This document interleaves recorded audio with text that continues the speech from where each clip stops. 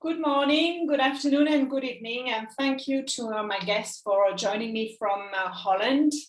I'm so happy to invite Trea Kluister van Thiel. And before we start the topic, I'm going to introduce Trea. She lives in the Netherlands, in Holland, in the beautiful town of Ouderwijk, with her husband and the 3 best children one could ever wish for. There are a cat, a fish, and 2 guinea pigs. Her hobbies are anything creative, from drawing and painting to molding clay and writing poems. Another thing she loves is to study Italian. She's been learning it for a couple of years now. She's been a coach for over 20 years, and she started in her own company called the Coach Tree a few years ago. As an embodiment coach, she coaches professionals who want to be seen, heard more, and who want to get noticed, which will open them up to better career opportunities and a more fulfilled life. So thank you very much, Trea, for joining me on the talk show.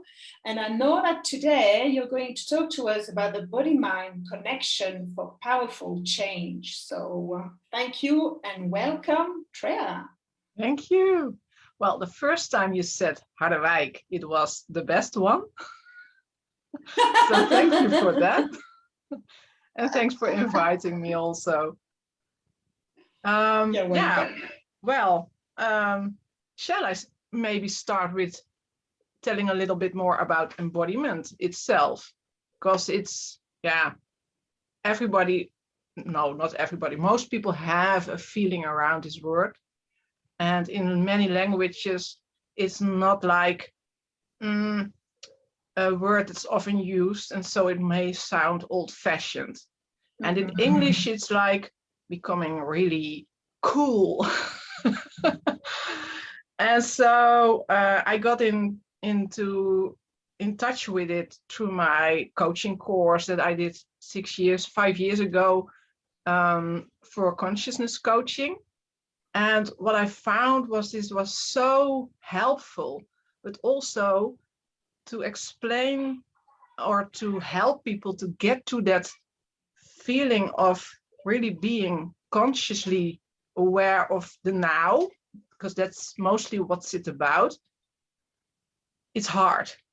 And through the body is more logical somehow. It's like if you go with your attention to your breathing, I do it now, it helps me relax a little because I'm still a little nervous. Yeah, between friends, don't worry. No, I know. But yeah, it can be relaxing to even talk about it. If you just tell people that it's like that, then they know, and then a lot of things can release from your body. And going to the feeling of, for instance, your breathing, your belly going up and down, or your breast, if that's your way of breathing, it's like only that feeling makes that you are there with your attention. And things like that help me more, to easier ways to go to the consciousness way of living. And so from a really,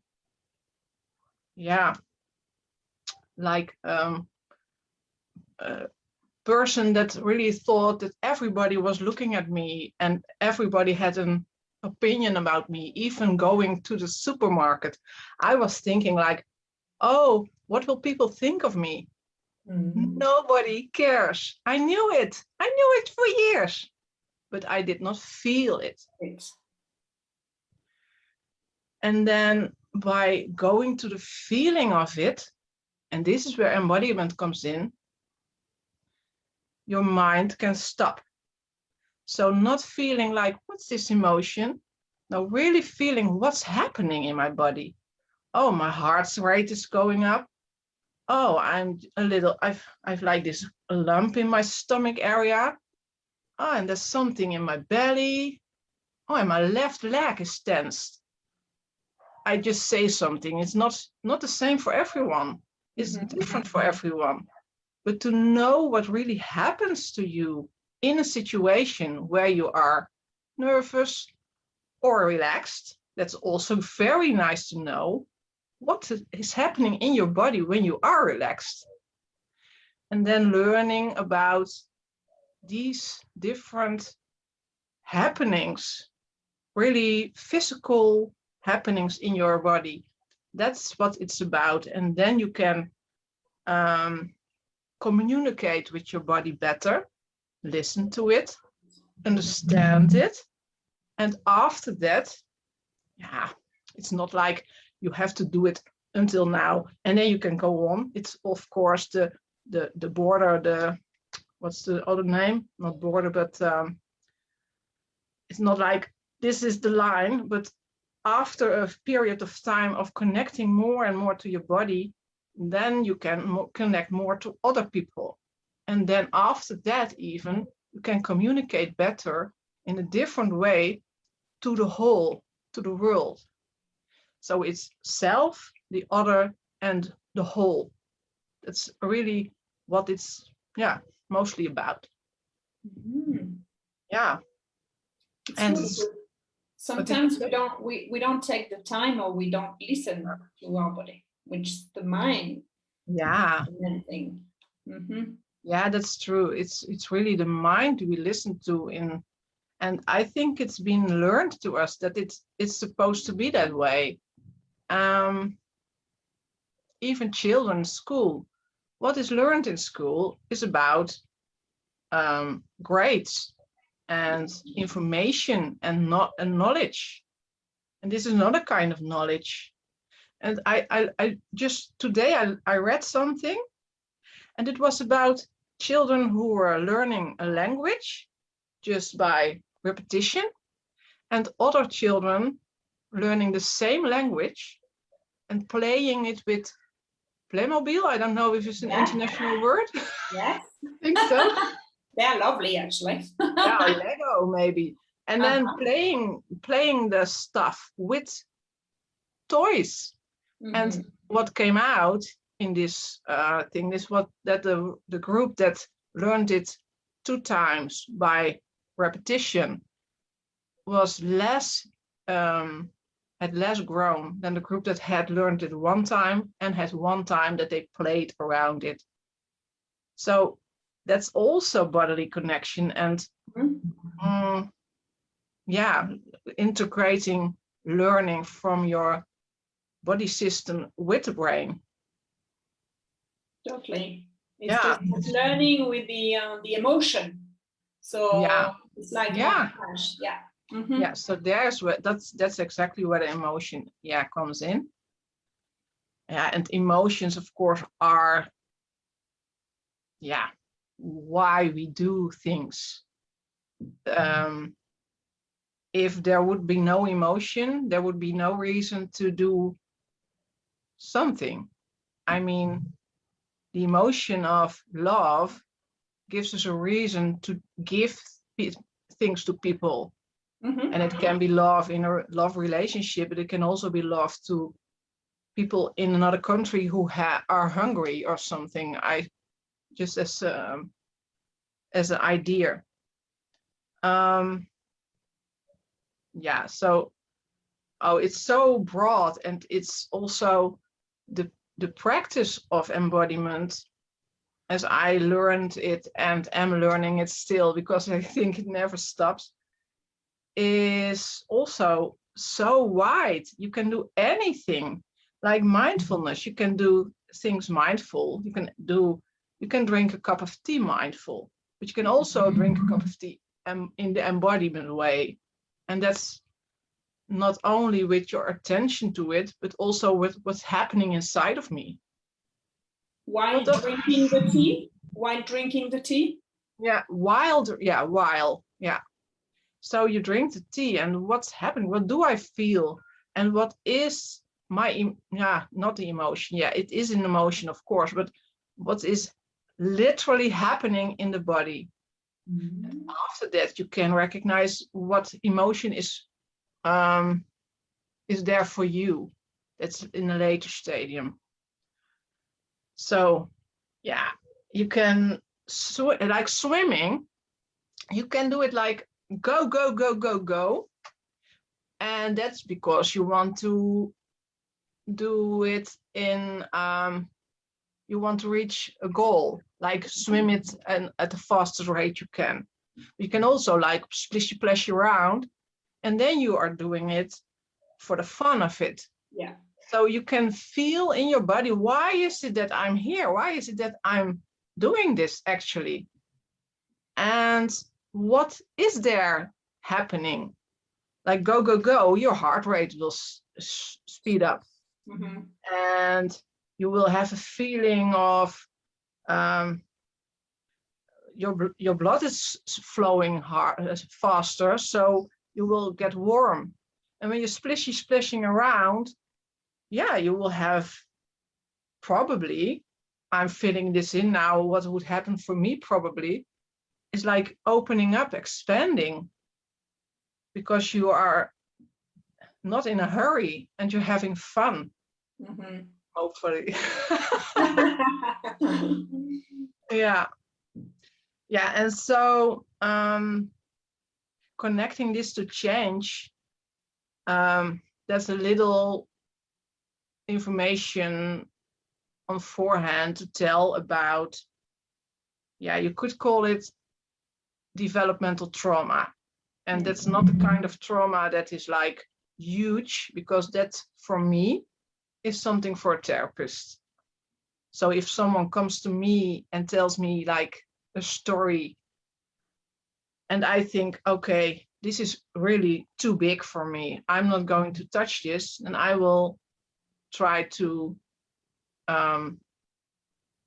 explain why I can't help them, mm-hmm. why they at least first need to go to someone who is trained to help them differently. But the smaller kind of developmental trauma is more about the things we all endure in life, like your father or your mother saying something to you like, you have to clean your room, you are a dirtbag.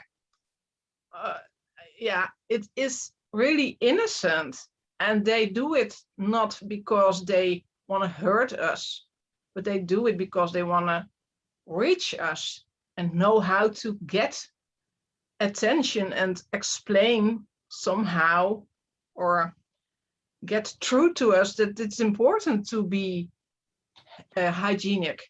Mm-hmm. And then the child, when this happens, let's say 5 times in a year, remembers this, and it all stays somewhere in your system, in your head, but also the bodily expression that you have in that moment stays in the body. And then when the parent later in the day or immediately after that maybe just hugs you or says I'm sorry, or explains what has happened, or just really shows that they love you, then then it's not like you won't get over it.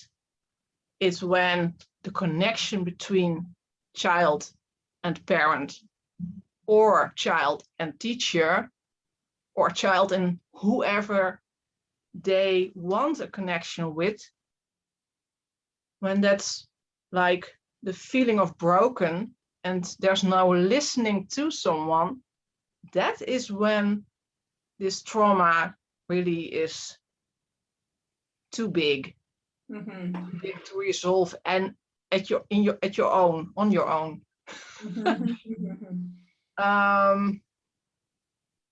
Yeah, and so bullying, for instance, which happened to me and so many others, it's also like this. You want a connection with your class, you want a connection with the children. And if that doesn't happen, if there's, for your feeling, no connection, And sometimes this just happened in the first day. And then for a child, it's really hard to imagine that it can be different because, yeah, why what would people ever do this?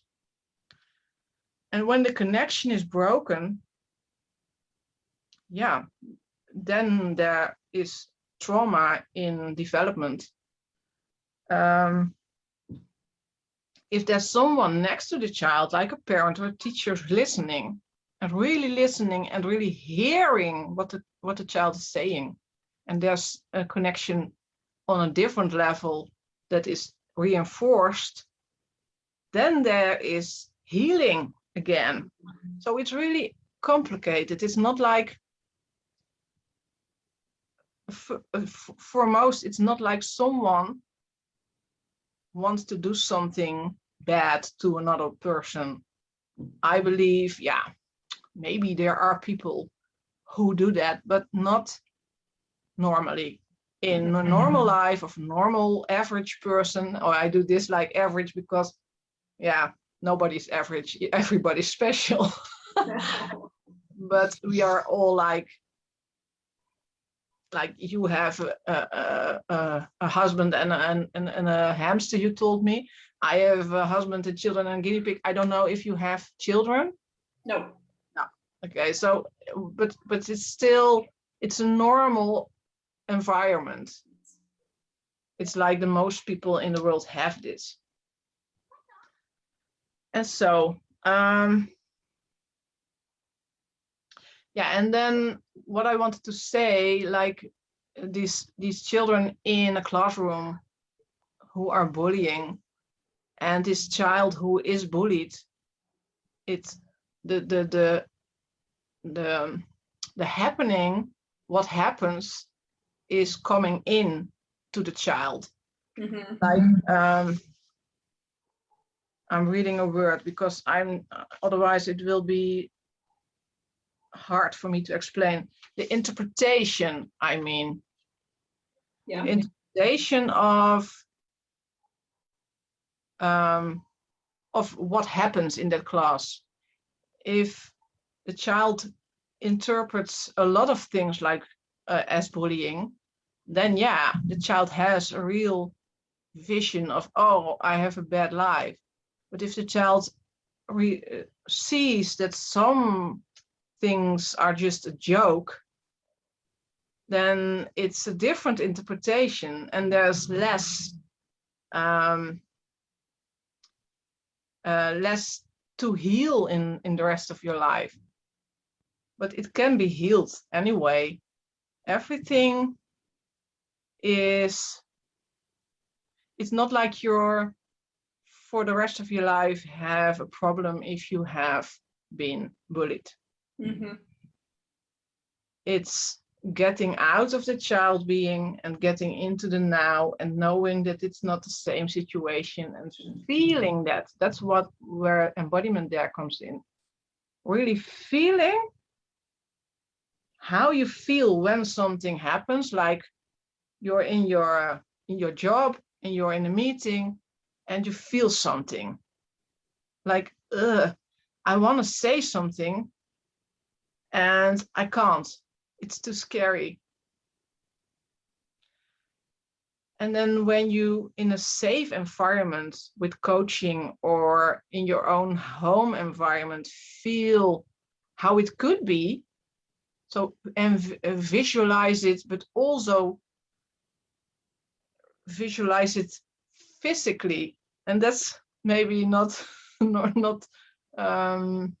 easy to imagine, but you can embody the situation where your anxiety is gone. Mm-hmm. And feel it really, and know that it's possible to feel differently. And there is the bridge from sadness and hurt to growth and freedom. Yeah, that's true. I'm listening to how the body reacts, and even sometimes using a situation where we were not anxious, we were not stressed, we could say something and just go back to that feeling and just say, okay, I'm taking it in my body. Yeah, that's really a good idea, to take a situation where you don't have that anxiety and know that it's there. And I've done, when I was in my coaching course, I did an exercise with one of my in the peer group, and the woman who coached me then, she took a rope and she put it on the floor, and she said, like, step into it. This is your safe space. Mm-hmm. So here you can feel your freedom. And I had done the exercise of how does that feel for me?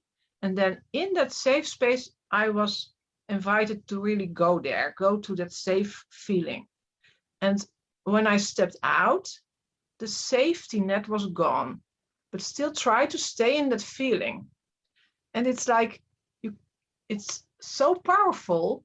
It's unimaginable to think that this tiny rope would like give me that feeling. And I was singing Happy from Pharrell Williams. Yeah. Yay! I was so, and it was really like freedom. And it was really a moment of change from that moment on, and a lot of moments in that period of time. And still, it's like, I have no words. I have no words for how powerful the change is.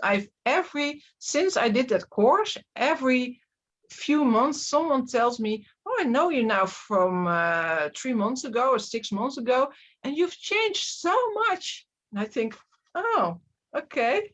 I can vouch for that, and I told you. So yeah, I know. And Lisa, okay. you know Lisa, we are a mutual friend, and she also told me, and more people just tell me, like, oh wow, this is like last year, someone from Portugal in my in the course I was in then, and he said, in the 3 months we have been together and seen each other every week, one time on Zoom, and I still see you from the beginning, where I thought, I don't know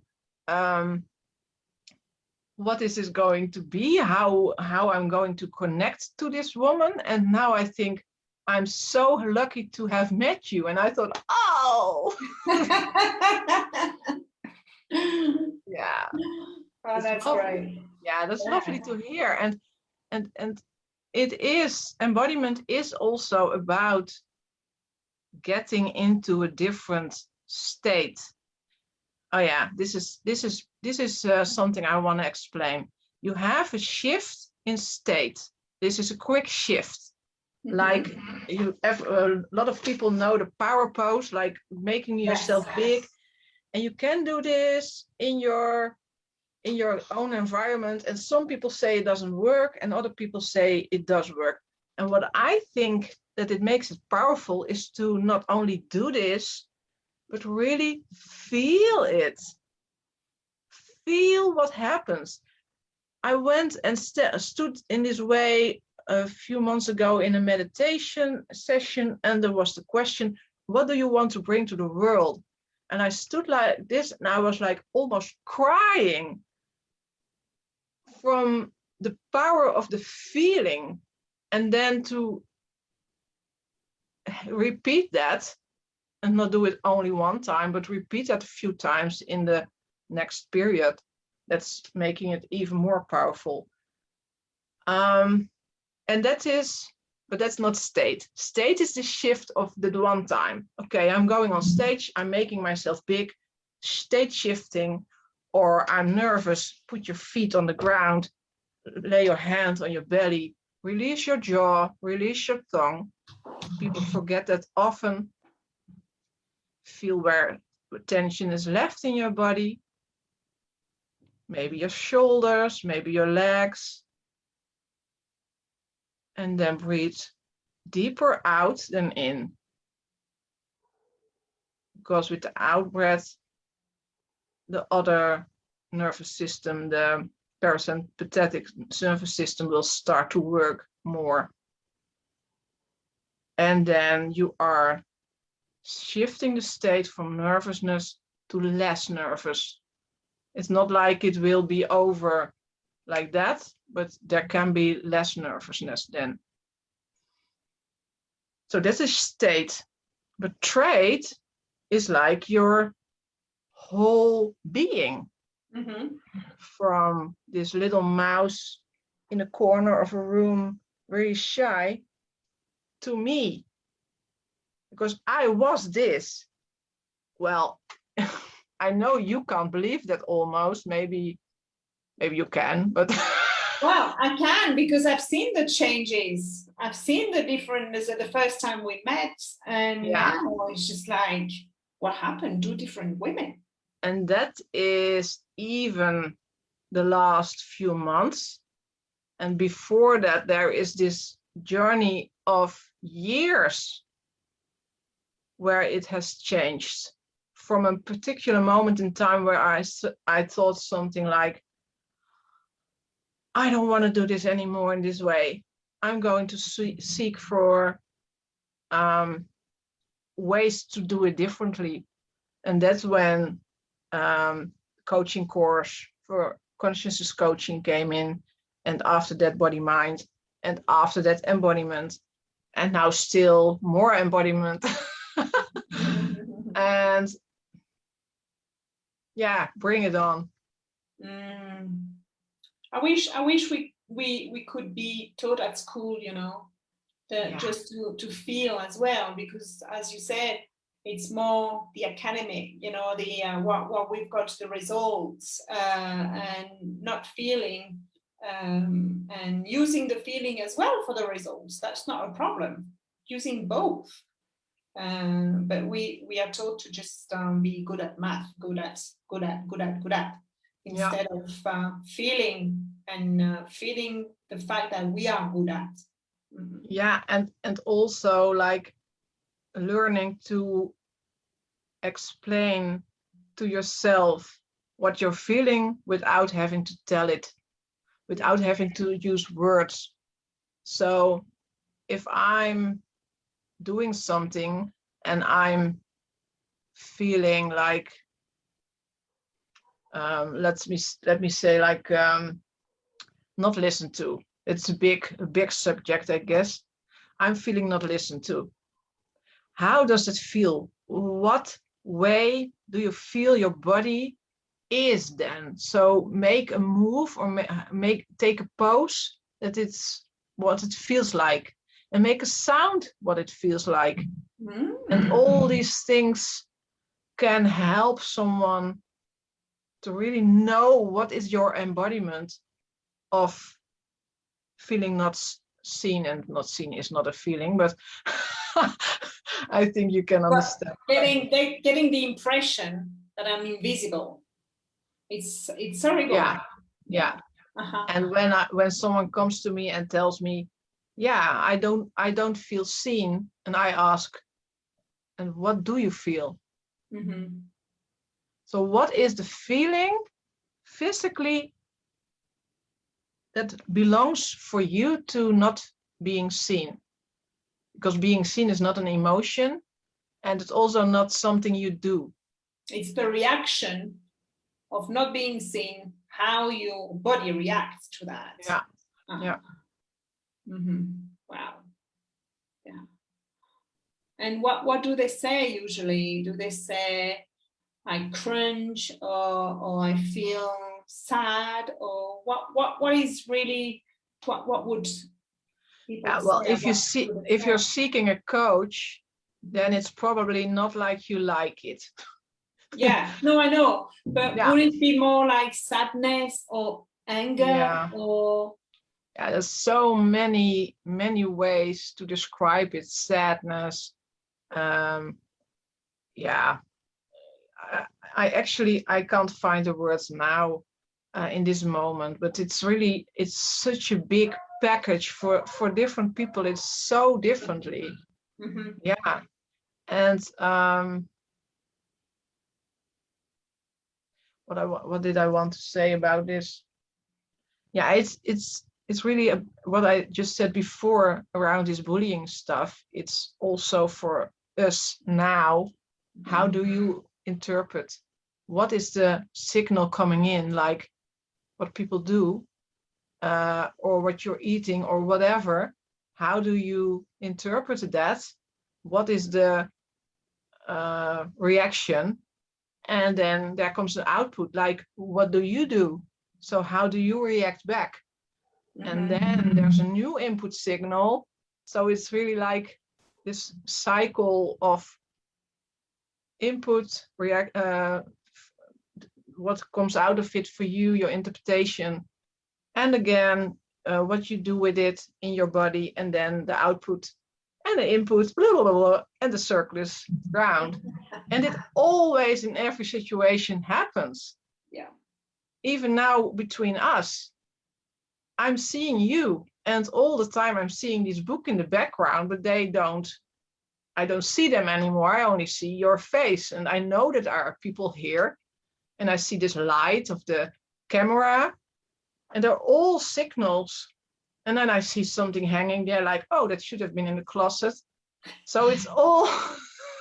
And what do I do with it? How do I interpret it? Oh, that's not so bad. That's so good. I should have cleared that away, but not now. So then what you do with it is don't do anything. And that's the output. I do it later. And then later comes a new input for that. Which for you, you are nodding. So you're understanding me. Exactly. That's my input. It's true. Yeah, I'm nodding. Yeah.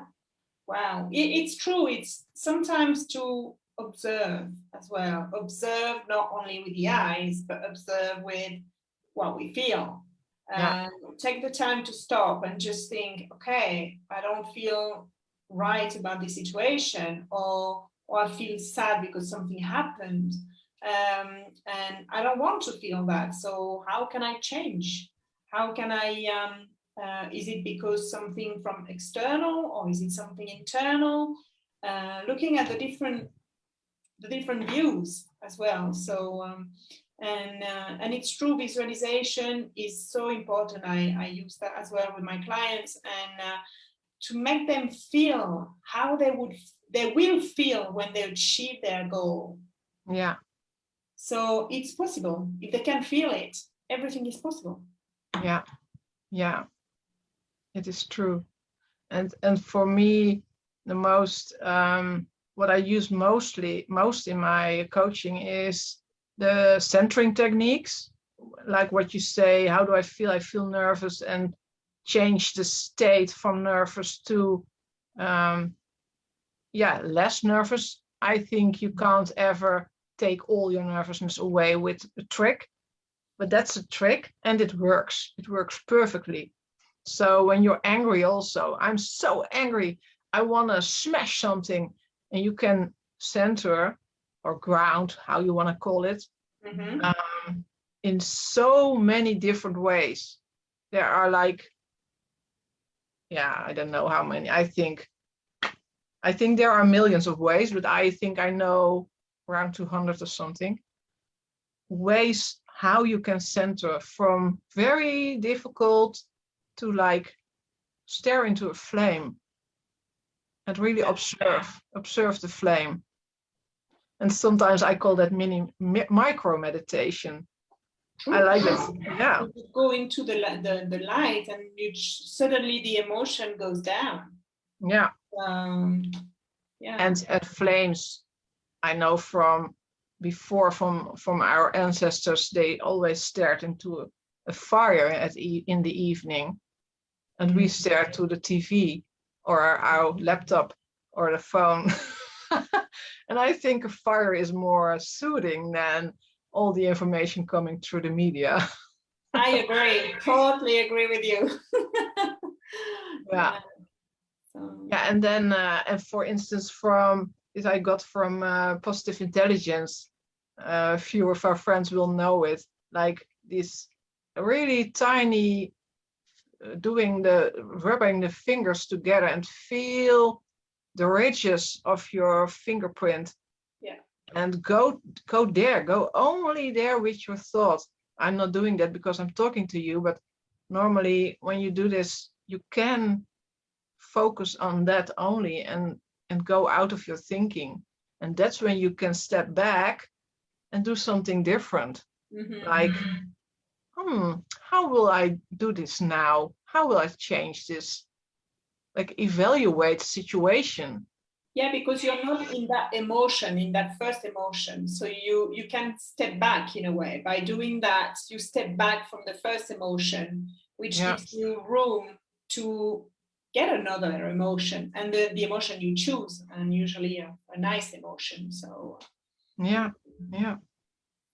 And all these things, I believe this has already been told more in more of your talk shows, like people from our ancestors again, they had a reason to be stressed about a tiger in the bushes, or going starving from hunger.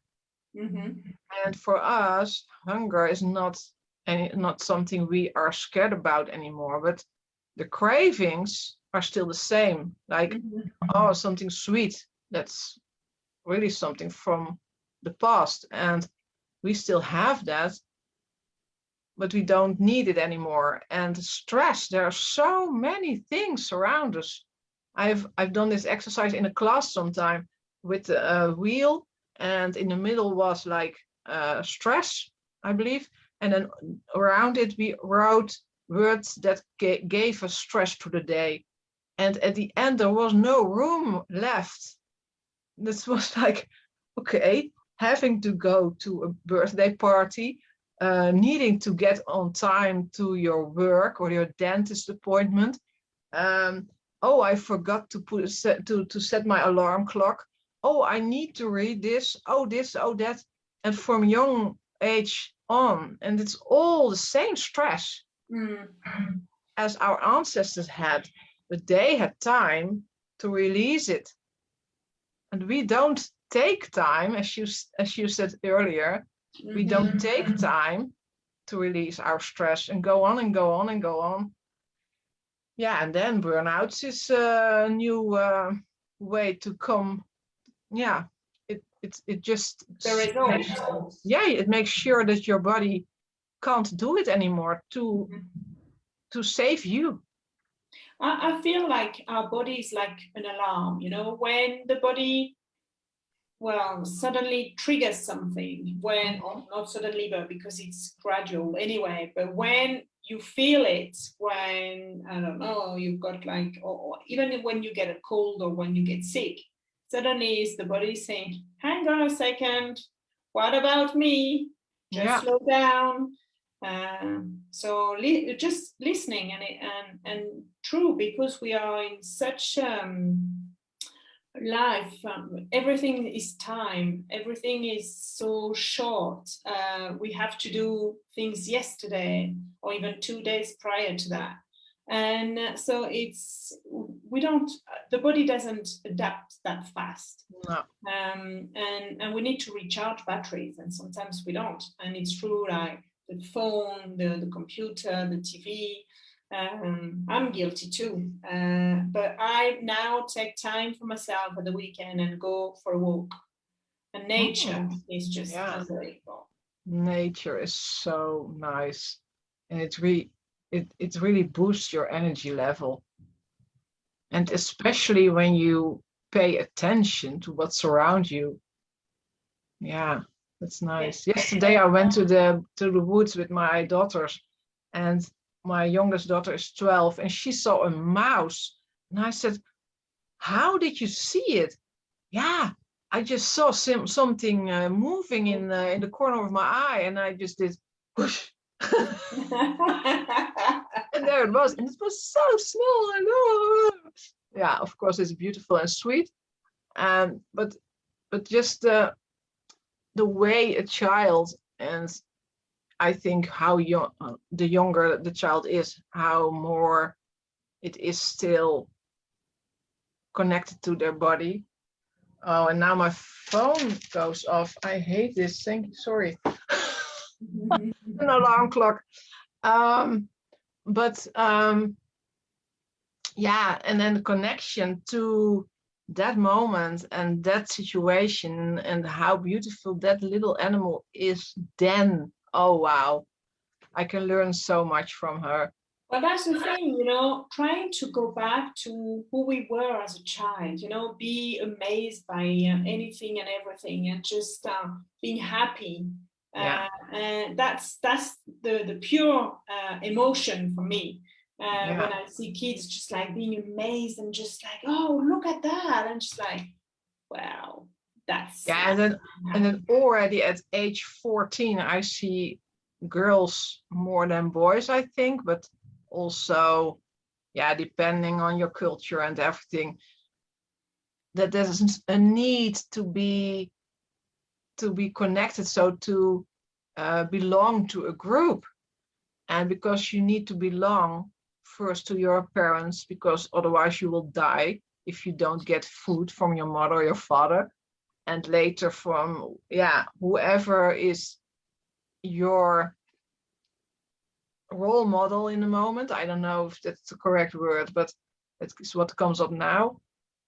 And later your friends, they are just the group you want to belong to, and then you adapt, and you adapt again and again and again. And yesterday my daughter of 15 was running through the woods and going from this this line with you have this hanging thing and you go from the line to the zip line, something like that. Exactly, like a zip line. And usefulness of the hands explaining things to you. And I was like, oh, I'm so happy that you can do this still and that you don't care about what other people think. And there are so many, and probably she has moments where she cares, and like she likes Minecraft, to play the game and to have things from it. And she has this backpack and she took it to school and she was, can I wear this at school? I don't know if I can wear this. What will they say? I said, who cares? Do you like it? Yeah, then wear it. And she did, and she was proud. And she said, yes, some people look at me and some people say something about it. And then I say, yeah, I like it. Great, go for it and do that. Yeah, so it's about freedom. It's about being who you are, your authentic self, and climbing in a tree. And you know what I'm talking about. Oh yeah. You've seen the picture of me in the tree. Yeah. That's the thing. I mean, we are so how can I say that? People impose so much, we have to fit in, that we forget ourselves. And down the line, when you were talking about burnout or you reach 40 and big crisis thing, but that's not what I want. So it's better to listen to ourselves before and just accept, the way we are, and accept that we can't please everybody anyway. Yeah. So the first person to please is ourselves. Yeah, and to adjust now to follow up on that. What you said is like, if it doesn't work for you now, don't blame yourself, because it takes practice. If you've never done this in, let's say, 40 years, then it might be really hard to get out of this same way of doing, because it's ingrained in your brain and it's in your body, and there's this connection of body that releases hormones, and then or I don't know which is first, the thought or the hormones. I believe it could be both. Most people say it's first the thought, and then the thinking starts, and it's so quick. The connection to your nervous system is really like, you can't imagine. I don't know the numbers, but it's micro nanoseconds. It's really like, And there's two ways, like the one is with myelin around it, that's even faster, that needs to be really fast. And there's the way that has no myelin or less, that is for signals that can be a little slower. There's no problem for that. But that's even so fast you can't imagine. It's really mind-blowing. So basically, we need to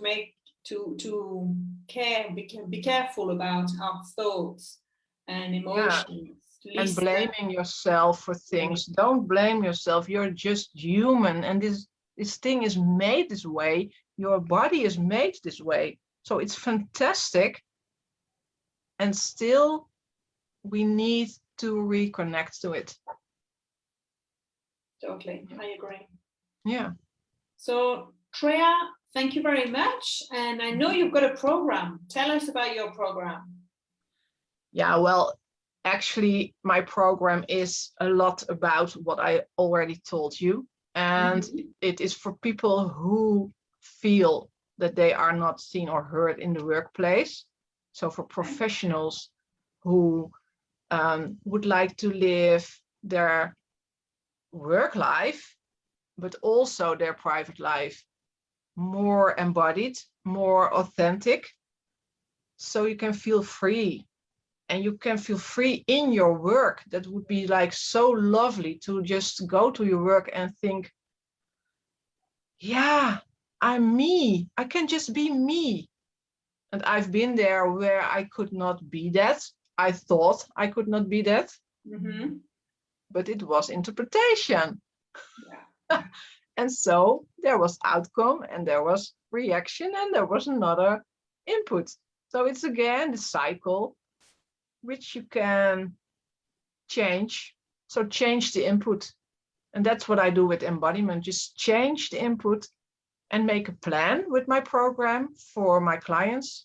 And with this plan, after 8 weeks, because the program is 8 weeks, and then, yeah, you are not finished. It's not like it's then done. So after these 8 weeks, there's still work to do. We plan it in your calendar. And it's not hard, it's just simple things like on Thursday mornings, I'm going to stand at the coffee room and I'm waiting for someone who comes in and I'm going to chat with them. And you can prepare a topic or just make it harder for yourself later on and be spontaneous and just level it up slowly. Yeah, you have to start. If you don't start changing your input, then there will be no other output. So yeah, and it can be done. It's I'm living proof. I know. So I encourage our audience to talk to you, to get in touch with you. I mean, we've got your email here. We can see your email. And even if you don't want to do this program, just if you want to chat, if you want to know more, there's no need to have to do this program. I like to chat. Yes, I know, and it's great. So let's chat with Treya, and you've got the email in the description of the Facebook Live. And thank you very much, Treya, for coming tonight for you and this morning for me. Yeah. And my next guest next week will be Tennille Coffey, and she will be talking about resilience. How we can build the muscles. What we were saying about it doesn't happen in one day. We have to do it, to keep at it. So that's what she's going to talk to us about. And she's also a very good coach. I know her. She's great. Yes, she's really, really good. And so if you've missed the previous talk shows, they're on my YouTube channel. So don't forget. And look out for more information for next week. And thanks again, Treya. And I'll see you soon. And definitely see you on Monday. So thanks very much. Bye-bye. Bye-bye.